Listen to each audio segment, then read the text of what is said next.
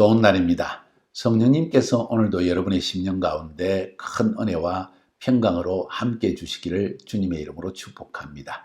오늘은 가정세미나 제7과 세 번째 시간입니다. 오늘 이 부분에서는 성품 훈련에 대한 이야기를 좀 하려고 합니다. 자녀들은 가정에서 순종만 가르칠 뿐만 아니라 순종을 세 단계를 거쳐서 복종, 순종, 공경의 단계로 훈련하는 걸 넘어서서 이 자녀를 준비시킬 때 매우 중요한 부분은 성품을 준비시키는 것입니다.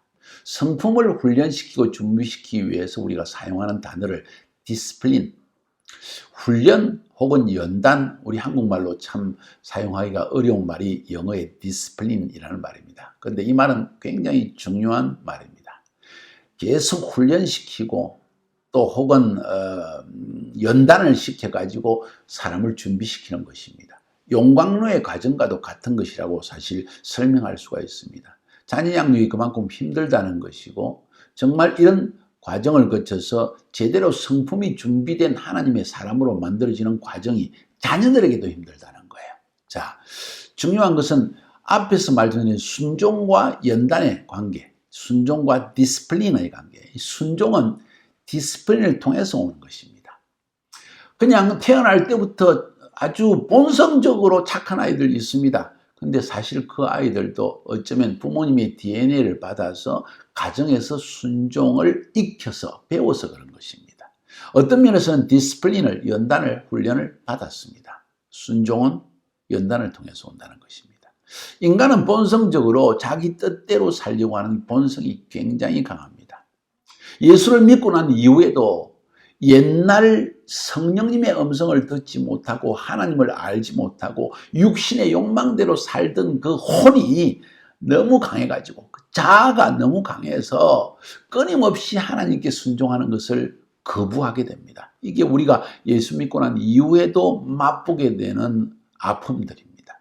그렇기 때문에 어린 시절부터 이런 연단 훈련을 통해서 순종하는 것을 배운 자녀는 나중에 하나님을 믿어도 그렇게 어렵지 않게 순종을 해나가게 됩니다. 그래서 예수를 믿는 가정이든지 믿지 않는 가정이든지 자녀에게 순종을 연단시키고 훈련시키는 과정은 굉장히 필요합니다. 왜 연단이 필요합니까? 여러분 쇠를 뜨거운 불에 달고 연단시켜가지고 망치로 막 햄으로 쳐가지고 이렇게 살펴봅니다. 됐는지 안 됐는지. 안 됐으면 또 불에 집어넣어가지고 또 막 연단을 시킵니다.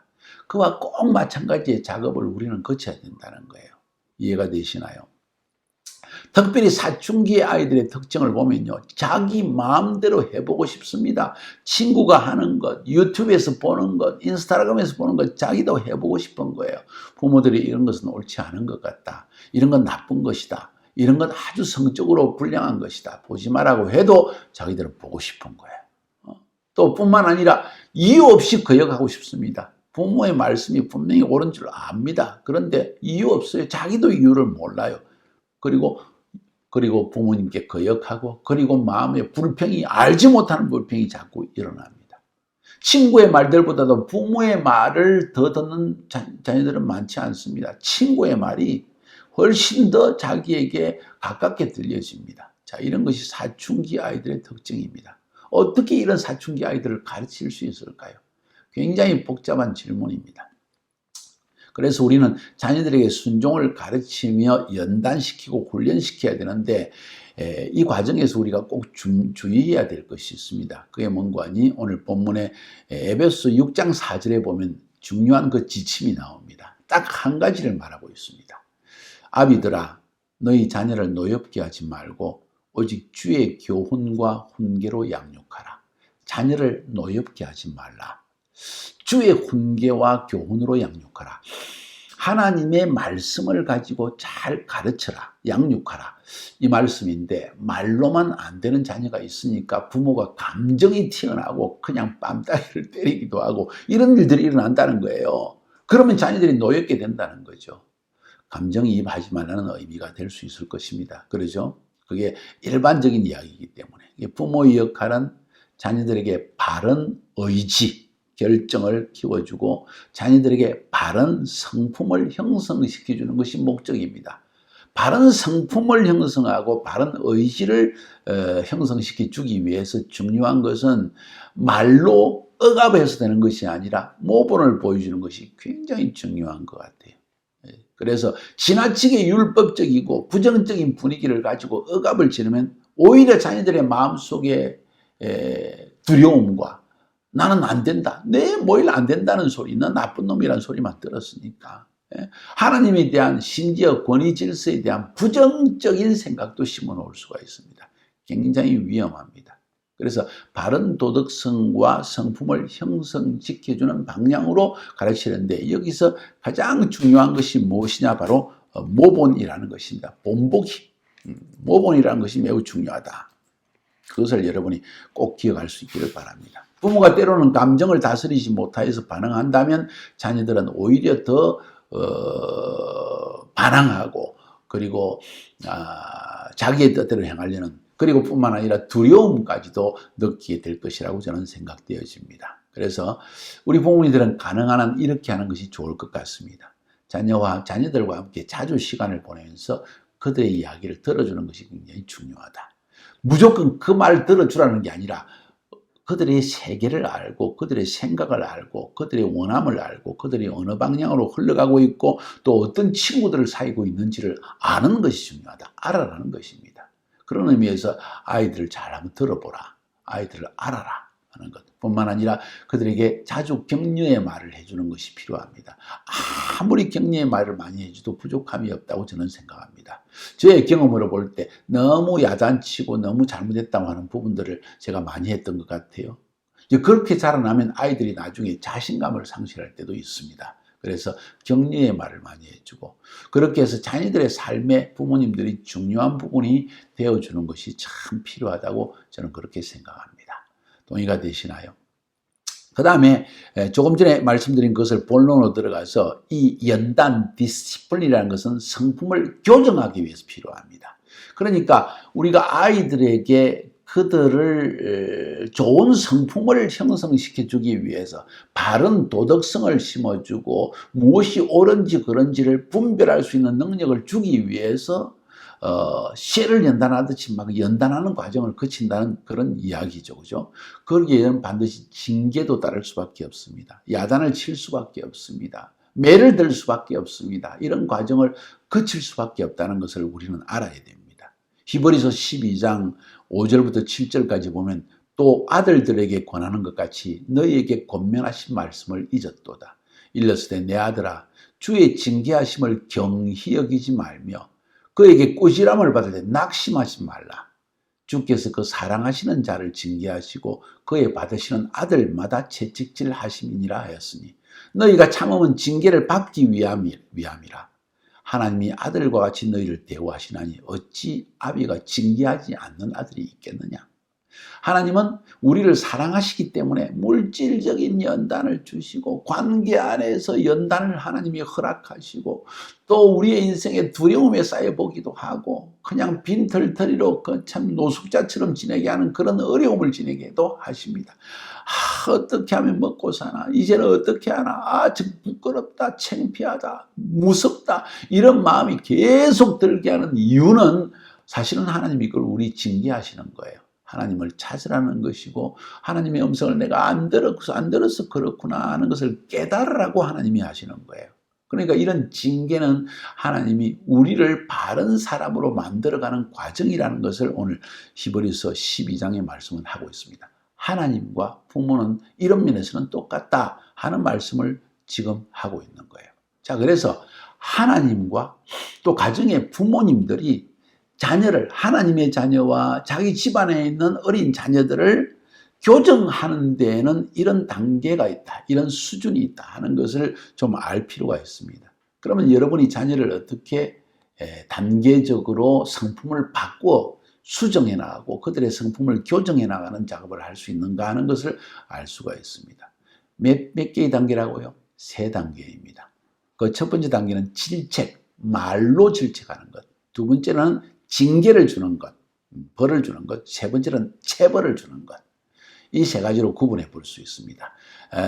단어는 의미를 전달하는데 한계가 있기 때문에 설명을 해 드릴게요. 첫 번째, 첫 번째 단계는 질책이라고 했습니다. 이건 말로 훈계하는 것입니다. 말로 가르치는 것입니다. 너 이래서는 안 되지. 너 어떻게 이런 일을 할 수가 있니? 난 정말 실망이 된다. 난 너가 이런 마음을 가졌다고 생각하지 않았는데 정말 앞으로 이러지 않았으면 좋겠다. 너는 어떻게 생각하니? 질책하는 것입니다. 먼저 성령님께서도 우리 안에 말씀하셔서 책망을 하십니다.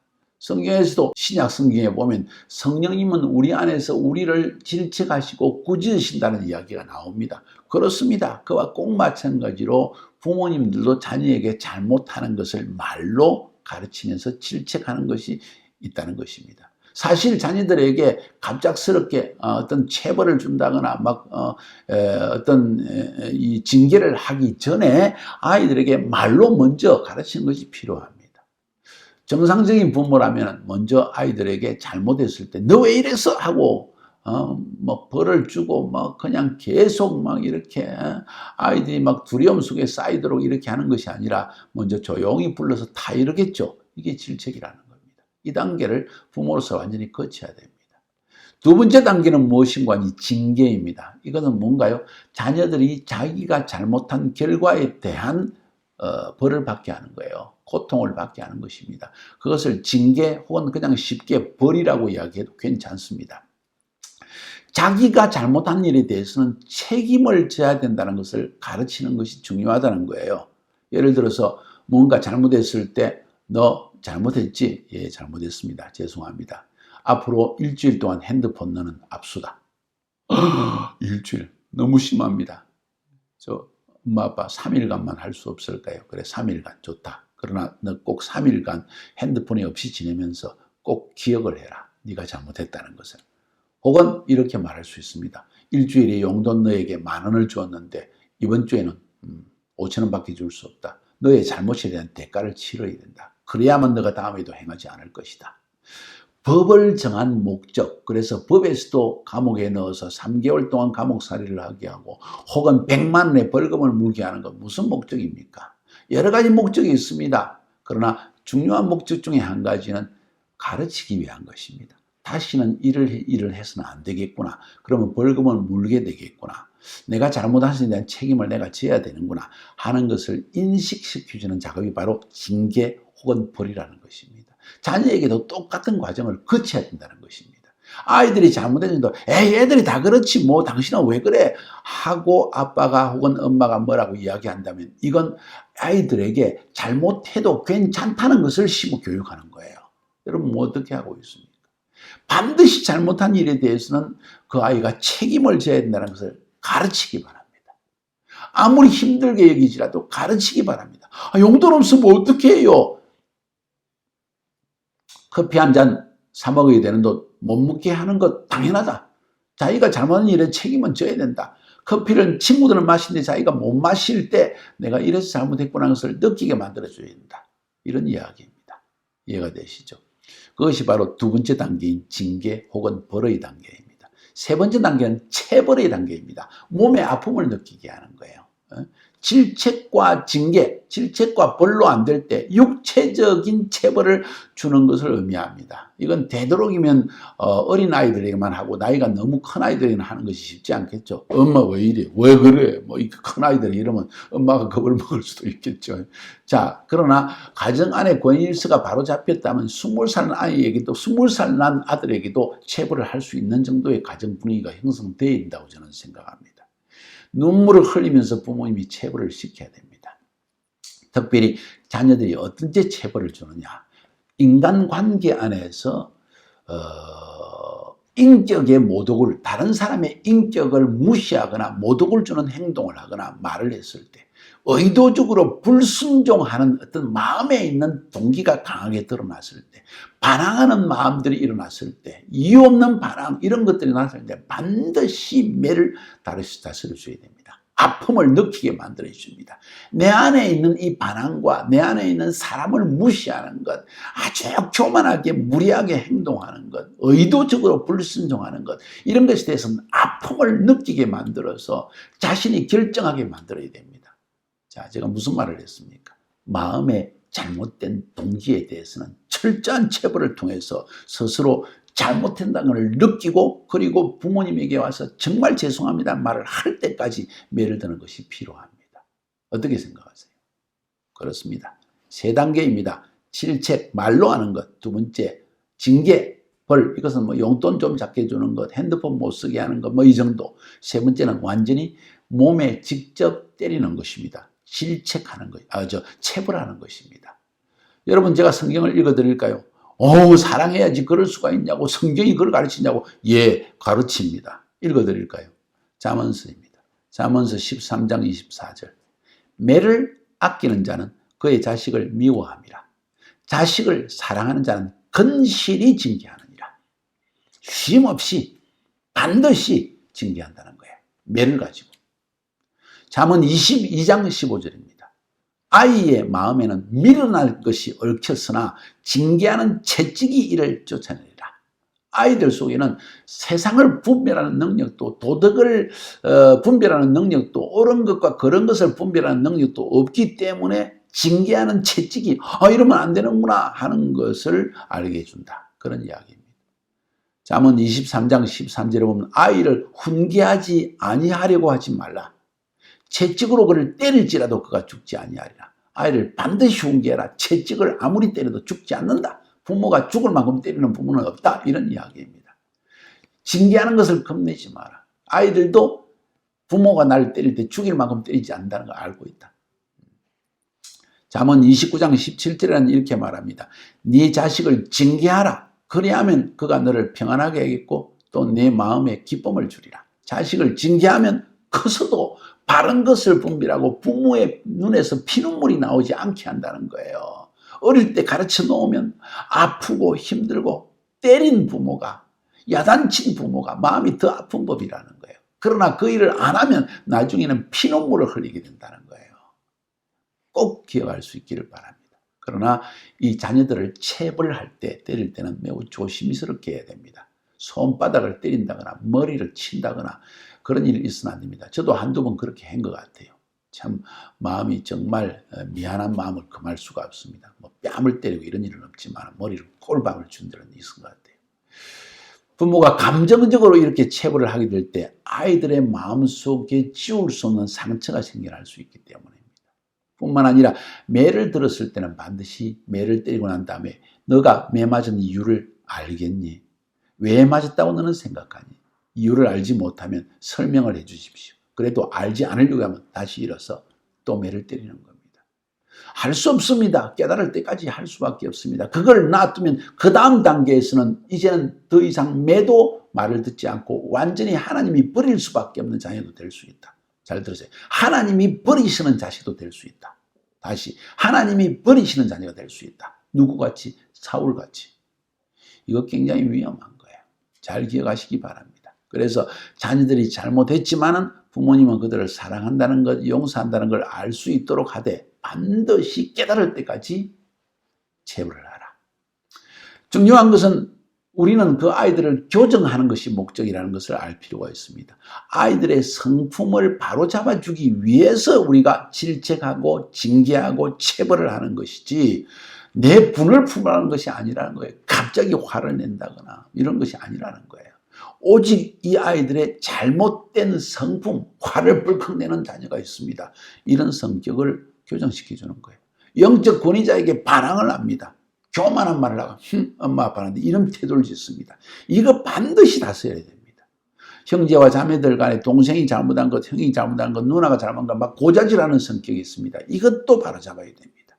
이걸 바로잡아주지 않으면 나중에 애들이 커서 사회생활을 하고 결혼생활을 할 때 반드시 문제가 일어납니다. 이거 전부 가정에서 잘못 배워서 그런 것입니다. 이런 딸들, 이런 아들들 너무 많습니다.